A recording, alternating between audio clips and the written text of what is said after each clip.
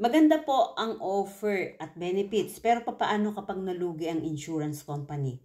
Kagaya ng ibang company na thank you na lang ang sagot sa mga investor nila. Ano po ang mangyayari? Lagi kong nai-encounter yung mga objection na to. Pero tama naman, may mga kumpanya talaga na nalulugi. Kaya importante na bago tayo pumasok sa kahit na nung financial program, alamin natin kung regulated at may financial foundation ba talaga ito. Sa case ng Kaiser International Health Group Incorporation, ito ay registered and regulated by both Insurance Commission at Security and Exchange Commission. Ibig sabihin, may mahigpit na monitoring ng pondo at operasyon.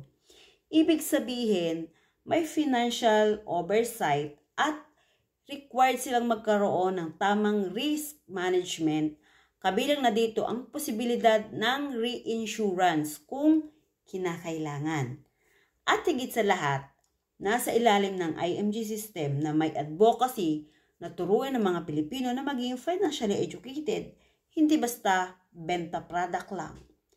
Kaya sa halip na isipin na baka mawala, mas lalo mong pag-aralan paano gumagana ang system.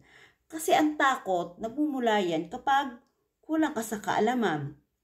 Mas nakakatakot yung walang proteksyon, walang ipon, at walang plan. Kasi siguradong mawawala lahat pag nagkasakit at tumanda. So instead asking, paano kung mawala? Tanungin mo ang sarili mo, paano kung hindi ako maghanda? Message me para mas maunawaan mo ang Kaiser, para di ka mangamba, kundi maging empowered ang desisyon mo.